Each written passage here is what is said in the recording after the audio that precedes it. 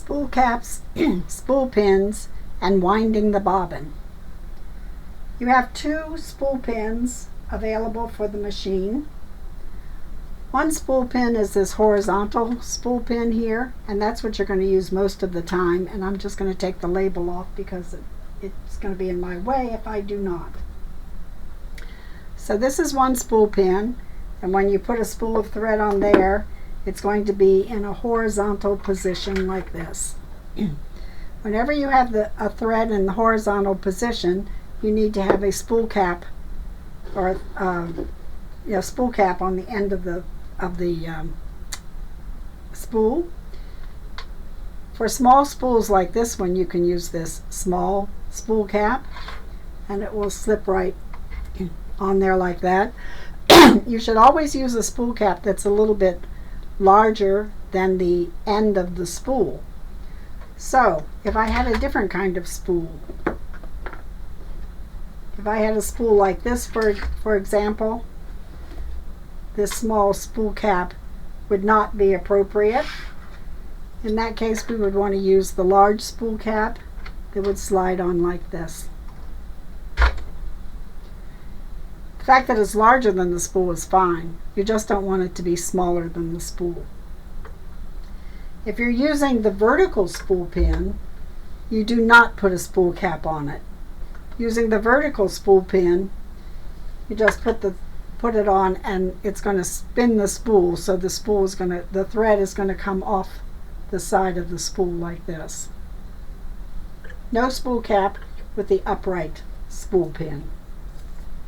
You do want to have this felt disc on the spool pin when you're using that one, because it just helps the spool to spin more smoothly and more easily.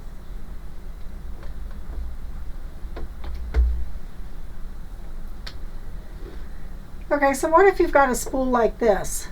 The spool itself is larger than the diameter of that small spool cap, but you could still use the spool cap, the small spool cap, because it's smaller than the end of the spool, which is what the spool cap is going up against. You could use the larger one, certainly, but you can use the small one with this spool as well.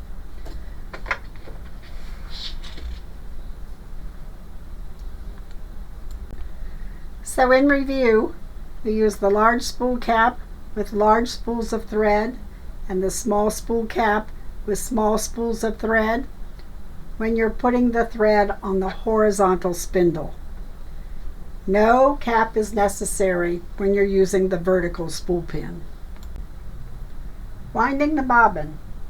You'll note that there is a dashed threading diagram that shows you where the thread goes for winding the bobbin. So it's going to come into this little guide here first, and then it comes up to the tension disc, and it's going to go around the tension disc clockwise, and it goes right in this area here.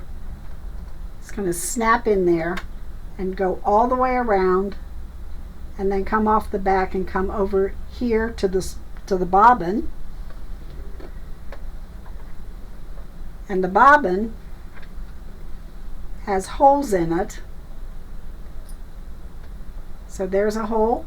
Each side has a hole, and you're going to put the thread from the inside of the bobbin to the outside, and then put it over here on the bobbin winder pin. So let's just do that. You bring the thread over into this guide, and it will just snap in there. Bring it clockwise around the winder or the tension disc, and then bring it over to the right, and you want to put that little thread tail through the hole in the bobbin. You want the thread coming off the top, and you can put, and after you've got it on the spindle, you push it to the right over against that stop. This is what's going to control the filling of the bobbin. When it gets full, it will either stop completely or it will get real slow and jerky. And that's when you know that the bobbin is full and you should stop. Of course, you can stop anytime. You do not have to fill the bobbin up. Okay, you want to hold it up in the air like this and push your foot pedal to wind the bobbin. After it gets started, you want to stop, and we're going to just take a pair of scissors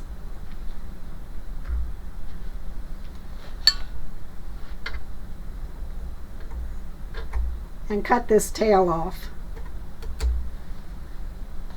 And then you can continue to wind the bobbin. And if it doesn't look like it's winding evenly, I sometimes use my finger to just give it a little guidance so that it winds smoothly.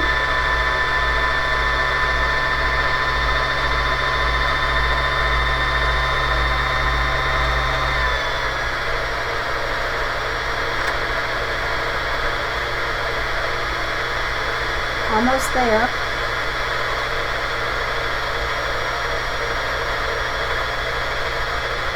So you see how it's getting real jerky now?